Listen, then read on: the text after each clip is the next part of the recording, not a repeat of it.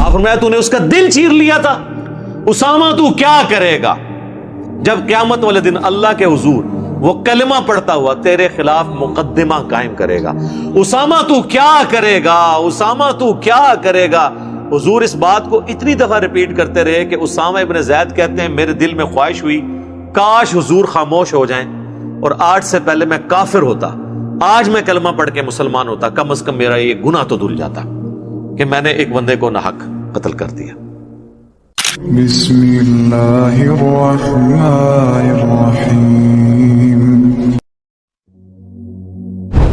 ستجدون آخرین یریدون ان یأمنوکم ویأمنوا قومهم كلما ردوا إلى الفتنة أركسوا فيها فإن لم يعتزلوكم ويلقوا إليكم السلم ويكفوا أيديهم فخذوهم واقتلوهم حيث ثقفتموهم وأولئكم جعلنا لكم عليهم سلطانا مبينا۔ تم پاؤ گے چند اور لوگ جو چاہتے ہیں کہ امن میں رہیں اور امن میں رہیں اپنی قوم سے، لیکن جب کبھی فتنہ آتا ہے تو وہ اس میں منہ کے بل گر پڑتے ہیں۔ یعنی ایسے نیوٹرل لوگ بھی ہوں گے جو دعویٰ تو یہ کرتے ہیں کہ نہ ہم آپ کا ساتھ دیں گے نہ آپ کے مخالفین کا، لیکن ہوتا ہے کہ جب بھی مخالفین آپ کے خلاف سازش کرتے ہیں وہ اس سازش کا حصہ بن جاتے ہیں، تو یعنی وہ اپنے عہد کو توڑ دیتے ہیں۔ تو ایسے لوگوں کے ساتھ پھر کوئی رعایت نہیں ہوگی، ان کو آپ نہیں چھوڑیں گے۔ سو اس میں سے اگر نہ کنارہ کریں وہ تم سے، یا نہ بھیجیں تمہاری طرف صلح کا پیغام، اور نہ وہ اپنے ہاتھوں کو روکیں تمہاری دشمنی سے، تو ایسوں کو پھر تم پکڑ لو اور انہیں قتل کرو جہاں کہیں بھی تم انہیں پاؤ۔ اور یہی لوگ ہیں کہ اللہ تعالیٰ نے تمہیں کھلا اختیار دے دیا ہے ان کے معاملے میں، جو ان کے ساتھ سلوک کرنا ہے کرو، ان لوگوں کے ساتھ جو عہد شکنی کرتے ہیں۔ وما كان لمؤمن أن يقتل مؤمنا إلا خطأ ومن قتل مؤمنا خطأ فتحرير رقبة مؤمنة ودية مسلمة إلى أهله إلا أن يصدقوا فإن كان من قوم عدو لكم وهو مؤمن فتحرير رقبة مؤمنة وإن كان من قوم بينكم وبينهم ميثاق فدية مسلمة إلى أهله وتحرير رقبة مؤمنة فمن لم يجد فصيام شهرين متتابعين توبة من الله وكان الله عليما حكيما۔ اور کسی مومن کے لیے یہ شایع نہیں ہے کہ وہ کسی دوسرے مؤمن کو قتل کر دے، ہاں مگر غلطی کے طور پر ہو جائے، یہ الگ بات، اسی کو ہم قتل خطا بھی کہتے ہیں۔ اور جو کوئی غلطی سے کسی مومن کو قتل کر لے، یعنی تیر تو چلایا تھا اس نے شکار کے لیے لگ گیا، یا اسی طریقے سے اس نے شکار کرنے کے لیے بندوق سے گولی چلائی اور سامنے کوئی انسان آ گیا، اس کیس میں بھی یہ قتل خطا ہے۔ تو ایک مومن وہ آزاد کرے گا مسلمان غلام، اور دیت دے گا اس کے گھر والوں کو، مقتول کے گھر والوں کو وہ دیت دے گا۔ یہ لفظ دیاتن ہے عربی میں، ویسے اس کو دیاہ پڑھنا چاہیے، ہاں بن جاتا ہے، لیکن اردو میں چونکہ دوسری تے کے ساتھ اسے لکھا جاتا ہے تو وہ بھی چل جاتا ہے، ہاں مگر اگر اس کے گھر والے ہی معاف کر دیں وہ ایک الگ بات۔ اور اگر وہ قتل ہونے والا شخص تمہاری دشمن قوم سے تعلق رکھتا ہے لیکن ہے مسلمان، قبیلہ دشمن تھا، کافر قبیلہ تھا، اس میں ایک مسلمان تھا اور وہ آپ سے قتل ہو گیا، لیکن چونکہ وہ آپ کا دشمن قبیلہ ہے، کافر ہے، تو اس کے لیے پھر سزا، اس کے لیے ایک مومن غلام کو آزاد کر دینا کافی ہے. یعنی اگر دشمن قبیلہ ہے تو اس کو دیت نہیں دی جائے گی، بلڈ منی نہیں دیا جائے گا، کیونکہ وہ پیسہ پھر کافروں کے ہاتھ بھی لگ سکتا ہے کہ وہ آپ کے خلاف استعمال کریں گے، اس لیے وہ منع کر دیا. لیکن اگر کوئی ایسی قوم ہے جس کے اور تمہارے درمیان کوئی معاہدہ ہے، چاہے وہ کافر ہی، اب چونکہ ایک ٹریٹی ہے، آپ کا معاہدہ ہے کہ جنگ بندی کا، اور اس دوران ایک بندے کی غلطی کی وجہ سے دوسرا بندہ مر گیا، تو اب یہ تو نہیں ہو سکتا کہ اس غلطی کی وجہ سے دو قبیلوں کو جنگ میں جھونک دیا جائے.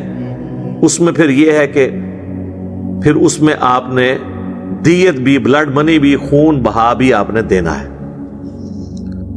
اور غلام بھی آزاد کرنا ہے اللہ کے حق کے طور پر. میں نے بتایا نا کہ مخلوق کا حق الگ سے ہے، اللہ کا حق الگ سے ہے، اور ہر گناہ کی توبہ کا طریقہ ڈیفرنٹ ہے. قتل کی توبہ کا طریقہ یہ ہے، خصوصاً جب وہ قتل رپورٹ ہو جائے، عدالت میں آ جائے، تو پھر یہ والا معاملہ ہوگا.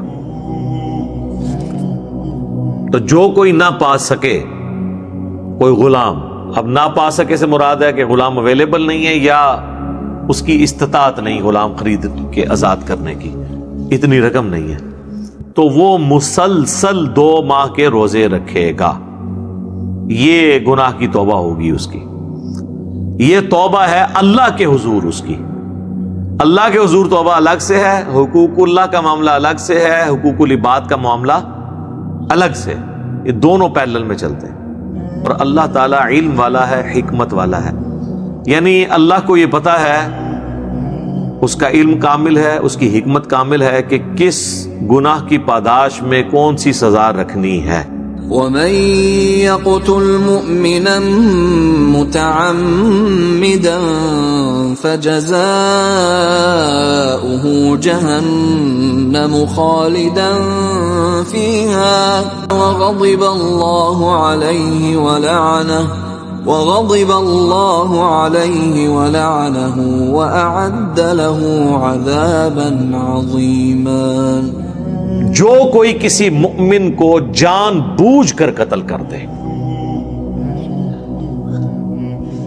تو پھر اس کی سزا اور بدلہ تو اللہ کے ہاں ہے جہنم، جس میں رہے گا وہ ہمیشہ ہمیش، اور اس پہ اللہ کا غضب اور اللہ کی لعنت، اور اس کے لیے اللہ نے بہت بڑا عذاب تیار کر رکھا ہے. کتنا گاڑا فتویٰ ہے، آپ ذرا الفاظ دیکھیں. جو کوئی کسی مؤمن کو جان بوجھ کر قتل کر دے اس کی جزا ہے جہنم، اللہ کا غضب، اللہ کی لعنت اور بہت بڑا عذاب. اور جہنم بھی الفاظ آیا خالدن، ہمیشہ کے لیے. اب یہ جو الفاظ ہے نا جی، ہمیشہ کی جہنم، اس کے اوپر پھر جو مفسرین ہیں، محدثین ہیں، فقہاء ہیں، انہوں نے کافی تفصیلی گفتگو کی ہے کہ ایک مومن کو قتل کرنے کی سزا ہمیشہ کی جہنم قرآن کے تحت، اگر اس کا بالکل بین ہی وہ معنی لیا جائے تو یہ تو بڑا خطرناک معاملہ ہے. تو بعض لوگوں کا خیال ہے کہ یہ اس صورت میں جب کوئی شخص کسی مومن کے قتل کو حلال سمجھ کر کرے، اسے برا نہ سمجھ رہا ہو. ایک یہ ہے کہ غصے میں آیا کر دیا، اس وقت بھی پتا تھا غلط کر رہا ہوں، بعد میں بھی احساس ہو گیا، یہ معاملہ پھر الگ ہے. ایک یہ ہے کہ اسے پتا بھی تھا اور اس نے کہا میں نے جائز کام کیا. حلال کو حرام سمجھنے والا عقیدے کے طور پر اور حرام کو حلال سمجھنے والا عقیدے کے طور پر، تو وہ کفر ہے. بعض نے کہا کہ خالدن سے مراد ہے بہت لمبے عرصے کے لیے، گویا کہ ہمیشہ کے لیے جان. سر اگر 60 سال کی دنیا کی زندگی ہے، اس کے بدلے میں 60 سال ہی کسی کو جہنم میں جلایا جائے تو آپ سمجھ لیں اس کے لیے تو ہمیشہ کی جہنم ہی ہو گئی نا. اور اگر 60,000 سال کے لیے، 60 لاکھ سال کے لیے، تو کوئی امیجن نہیں کر سکتا اس کو. تو گویا کہ ہمیشہ کی جہنم. بار دونوں کیسز میں معاملہ بہت کرٹیکل ہے. معاملہ بہت سخت ہے۔ يا أيها الذين آمنوا إذا ضربتم في سبيل الله فتبينوا ولا تقولوا لمن ألقى إليكم السلام لست مؤمنا تبتغون عرض الحياة الدنيا فعند الله مغانم كثيرة كذلك كنتم من قبل فمن الله عليكم فتبينوا إن الله كان بما تعملون خبيرا۔ اے اہل ایمان، جب تم اللہ کی راہ میں نکلو، یعنی جہاد کے لیے یا ہجرت کے لیے، ایون علم دین حاصل کرنے کے لیے بھی، کیونکہ صحیح مسلم میں حدیث ہے جو علم حاصل کرنے کے لیے کسی راستے پہ چلتا ہے اللہ تعالیٰ اس کے لیے جنت کا راستہ آسان کر دیتا ہے۔ یہ سب فی سبیل اللہ ہے۔ تو خوب تحقیق کر لیا کرو۔ کس چیز کی؟ اس بات کی تحقیق کر لو کہ جب کوئی تمہیں سلامتی بھیجے، السلام علیکم کہے، تم انہیں یہ مت کہو کہ تم مومن نہیں ہو۔ یعنی راستے میں جب کوئی ملے اور وہ کہے السلام علیکم تو تم یہ گمان کرو کہ یہ مسلمان ہی ہے۔ اب یہ اس ریولوشن کے دوران تھا، کیونکہ ہر وقت جنگ کا دھڑکا لگا رہتا تھا کہ کافروں کا کوئی گروپ حملہ نہ کر دے، تو اس کی نشانی یہ تھی کہ اگر کوئی سامنے سے اسلحہ بردار لوگ آ رہے ہیں اور وہ کہتے ہیں السلام علیکم، یعنی آپ پہ سلامتی بھیج رہے ہیں، تو بس ٹھیک ہے، اب آپ اس کو مسلمان سمجھیں۔ یہ نہیں کہ آپ پریمپٹیو رائٹ کے طور پہ اسے قتل کر دیں۔ اور اس طرح کے کچھ واقعات ہو گئے تھے۔ صحیح بخاری میں آتا ہے کہ حضرت خالد بن ولید کو نبی علیہ السلام نے کسی جگہ بھیجا،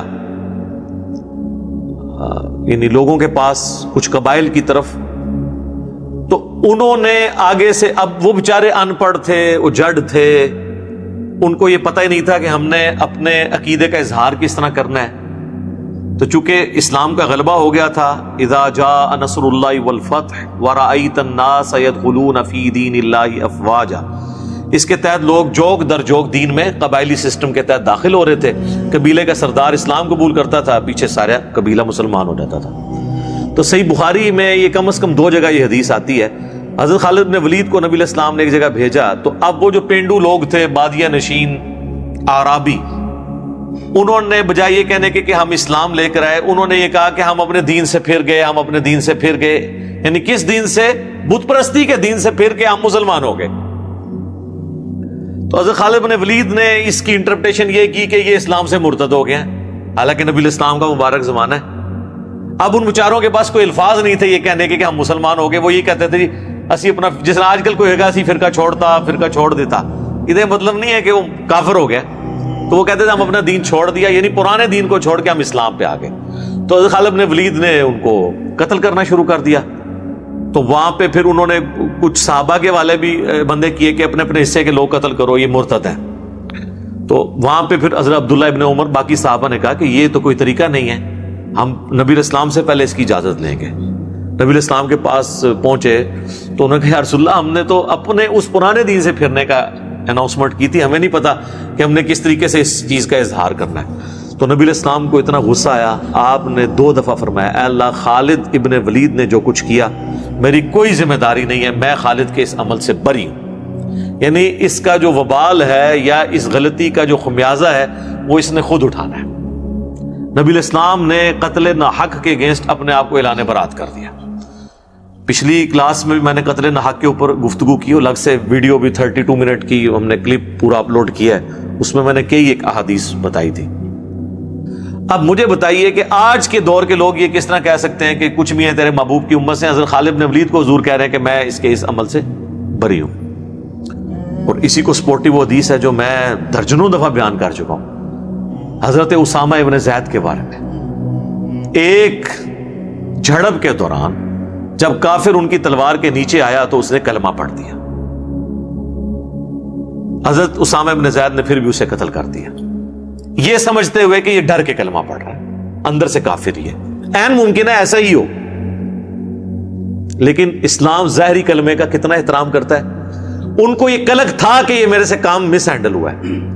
کچھ دنوں کے بعد انہوں نے خود اللہ کے نبی سے عرض کیا کہ اللہ کے نبی صلی اللہ علیہ وآلہ وسلم، اس طرح ایک جنگ کے دوران جب ایک کافر کے ساتھ میری لڑائی ہوئی، جب وہ میری تلوار کے نیچے آیا تو اس نے کلمہ پڑھ دیا، لیکن میں نے پھر بھی اسے قتل کر دیا. اور فرمایا اسامہ جب اس نے کلمہ پڑھ لیا تھا پھر بھی تو نے اسے قتل کر دیا، کیوں؟ کہ یا رسول اللہ اس نے ڈر کے کلمہ پڑھا. آپ فرمایا تو نے اس کا دل چیر لیا تھا. اسامہ تو کیا کرے گا جب قیامت والے دن اللہ کے حضور وہ کلمہ پڑھتا ہوا تیرے خلاف مقدمہ قائم کرے گا؟ اسامہ تو کیا کرے گا؟ اسامہ تو کیا کرے گا؟ حضور اس بات کو اتنی دفعہ ریپیٹ کرتے رہے کہ اسامہ ابن زید کہتے ہیں میرے دل میں خواہش ہوئی کاش حضور خاموش ہو جائیں اور آج سے پہلے میں کافر ہوتا، آج میں کلمہ پڑھ کے مسلمان ہوتا، کم از کم میرا یہ گناہ تو دھل جاتا کہ میں نے ایک بندے کو ناحق قتل کر دیا. اچھا حضرت اسامہ نے نہیں کہا یا رسول اللہ میں نے دل چیر لیا تھا، کیونکہ اللہ کے ولی تو دل کا حال جان لیتے ہیں. ہمارے گھوڑے کے قدموں کی خاک اگر ہمارے گھوڑے کے نتنوں میں بیٹھے تو اس کو کوئی غوث قطب ابدال نہیں پہنچ سکتا. جب وہ دلوں کے حال جان لیتے ہیں تو یا رسول اللہ میں نے تو دل چیر لیا تھا. نا اس زمانے میں عقیدے نہیں ہوتے تھے، یہ کہانیاں نہیں ہوتی تھی. تو اس میں سے یہ بھی ایک مورل لیسن یا مدنی پھول اس میں سے نکلتا ہے عقیدے کی اصلاح کا. انہوں نے یہ نہیں کہا اور الٹا پریشان ہو گئے. اچھا یہاں میرا معصومانہ سوال ہے کہ اگر ایک شخص میدان جنگ میں ایک صحابی کو قتل کرنے کے لیے آیا ہے اور جب وہ تلوار کے نیچے آیا عین ممکن ہے کہ وہ ڈر کے ہی کلمہ پڑھ رہا ہو اور نبی الاسلام کہہ رہے ہیں کہ اس کے کلمے کا بھی احترام ہے، اور اسامہ تو اللہ کے حضور پکڑا گیا تو میں نے تو تیرے کوئی کام نہیں آنا. تو بعد کے لوگ اگر یہ کہیں کہ کچھ بھی ہے تیرے محبوب کی امت سے ہیں تو اسامہ ابن زید کو بھی کہنا تھا یا رسول اللہ کیڑا مسئلہ ہے، کچھ بھی ہے آپ کی امت سے ہیں. ان کو پتا تھا یہ حضور کے سامنے بات نہیں کی جا سکتی. اچھا دوسرا مجھے یہ بتائیے اگر ایک صحابی بھی کسی کے بارے میں ججمنٹ دے کلمے کے باوجود کہ یہ کافر ہے اور اسے مار دے، حضور اس کی ججمنٹ ماننے کے لیے تیار نہیں ہے، تو آپ کی مذہبی جماعتوں کو یہ کیسے حق حاصل ہے کہ کسی کو اسلام میں داخل کرنے یا نکالنے کا سرٹیفکیٹ دیں؟ سر اگر یہ اتھارٹی اسامہ ابن زید کے پاس نہیں ہے نا تو کسی مذہبی جماعت کے لیڈر کے پاس یہ اتھارٹی نہیں ہے کہ وہ لوگوں کا اسلام یا ان پہ توہین مذہب کا الزام لگائے یا ان کے بارے میں خود پریمپٹیو رائٹ رکھتے ہوئے کوئی فتویٰ جاڑ دے. یہ ہو سکتا ہے؟ ان کی کیا اوقات ہے؟ ان کا امام ان کے پیچھے تو قرآن کھڑا ہے، ان کے تو ایمان کا ہمیں پتہ ہی نہیں ہے کہ یہ کس ایجنڈے کے اوپر کام کر رہے ہیں. تو یہ لوگوں کو سرٹیفکیٹ دیں گے ایمان کے؟ کسی کے پاس سرٹیفکیٹ نہیں ہے. بس جو کلمہ پڑھتا ہے اس کے ظاہری کلمے کا احترام ہوگا.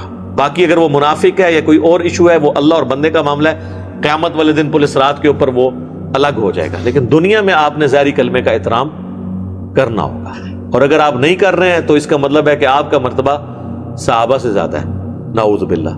اگر اسامہ ابن زید کو حضور کہہ رہے ہیں میری کوئی ذمہ داری نہیں ہے، اللہ کے حضور اگر اس نے مقدمہ قائم کیا تو سر آپ کی ذمہ داری بھی، آپ کا بھی جو ذمہ ہے رسول اللہ کے حصے سے اٹھ چکا ہے، کیونکہ آپ علیہ السلام پھر آپ کو بھی نہیں اٹھائیں گے.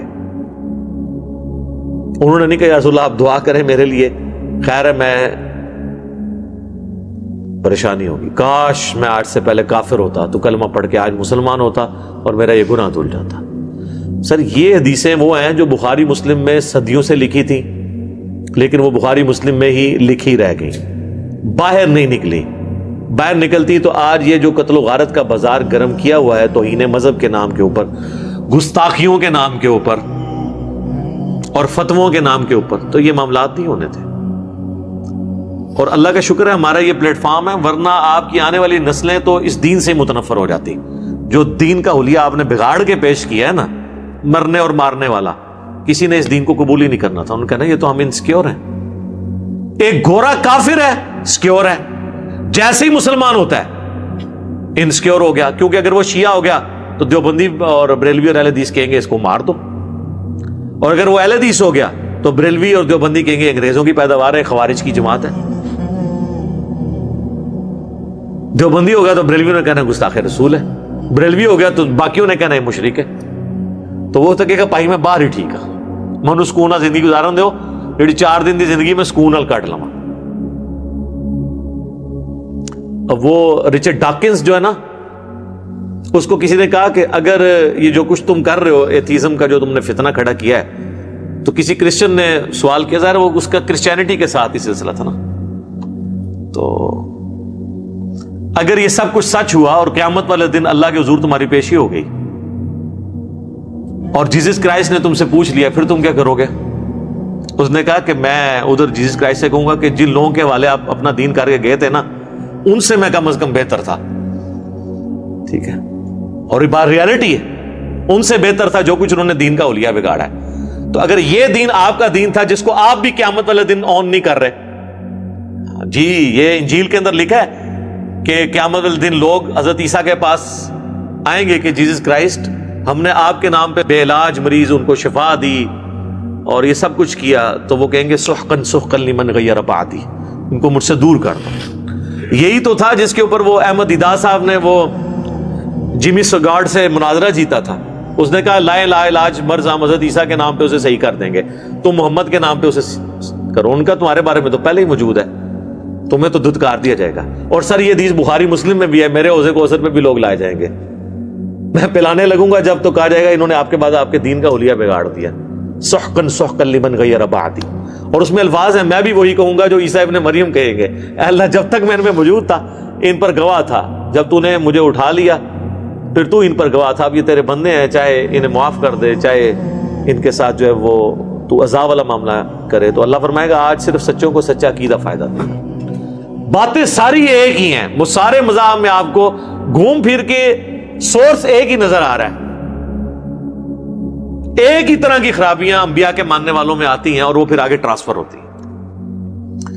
بہرحال اللہ تعالیٰ فرما رہا ہے کہ اگر کوئی کہے نا سلام بھیجے تو کہا کرو مومن ہی، اسے تصور کیا کرو، یہ نہ کہا کرو تم مومن نہیں ہو. کیا تم دنیا کی جو دولت ہے اس کے سامان کی تلاش میں پڑ گئے ہو؟ یعنی اس میں یہ بھی لالچ ہوتی تھی نا، اگر کسی کو قتل کر دیا تو اس کا مال غنیمت میرے ہتھے چڑھ جائے گا، اس کی عورت میرے ہتھے چڑھ جائے گی. اب یہ دیکھ لیں، یہ بریلوی دیوبندی اہل حدیثوں سے بات نہیں ہو رہی ہے، صحابہ کرام سے ہو رہی ہے.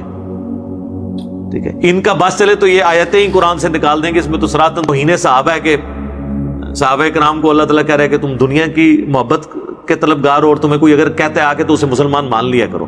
ظاہر ہے یہ عبداللہ ابن ابی کے بارے میں تو نہیں آیا نا، وہ تو پہلے ہی مسلمان نہیں تھے، ان کو کسی کے اسلام سے کیا غرض تھا. بس اللہ کے پاس تو بہت غنیمتیں ہیں، وہ تمہیں غنی کر دے گا. دنیا میں تو ابھی قادسیہ اور یرموک کے بعد اربوں ڈالرز تمہارے پاس دنیا کے آنے والے ہیں، اور آخرت کی تو جنتیں تمہارا انتظار کر رہی ہیں، کوئی ٹینشن نہ لو. تم بھی تو پہلے یہی کچھ تھے نا، تم بھی تو کافر ہی تھے نا. تو اپنے آپ کو ادھر، جو میں اکثر لوگوں کو کہتا ہوں یار آپ لوگ بھی تو پہلے بریلوی دیوبندی اہل حدیث شیعہ تھے نا، تو آج دوسروں کو بھی تھوڑا مارجن دیں. اگر کسی کو بات سمجھ نہیں آتی ہے تو اسے قطع تعلق ہی نہ کریں. شروع میں تو آپ کو بھی سمجھ نہیں آتی تھی نا، آہستہ آہستہ بات سمجھ آئی. تو اب اپنی جگہ اس کو بھی رکھ کے دیکھیں کہ آپ جب یہ تھے تو آپ بھی یہی کچھ سوچتے تھے، تو اس کو ٹالرنس کے ساتھ بیہیو کریں. اس طرح تم بھی تو پہلے اسی طرح تھے، تو اللہ نے تم پر انعام فرمایا، احسان فرمایا، تو دیکھو خوب تحقیق کر لیا کرو. اس سے پتہ چل گیا کہ یہ صحابہ کرام کے بارے میں یہ کہ اللہ نے تم پر احسان کیا، تمہیں ایمان کی دولت ملی. اب کوئی نیو مسلم آئے تو اس کے بارے میں بدگمانی نہ کیا کرو، اور اس چکر میں نہ رہو کہ اس کو مار کے میں دنیا کا مال حاصل کر لوں گا. سر یہ آیات واضح ثبوت ہیں اس بات کا بھی کہ اسلام تلوار کے زور پہ نہیں پھیلا. اسلام نے آخری درجے تک تلوار کو اوائڈ کیا ہے کہ اس لیول تک بات نہ پہنچے. بے شک اللہ تعالی خوب واقف ہے اس سے جو کچھ تم کر رہے ہو.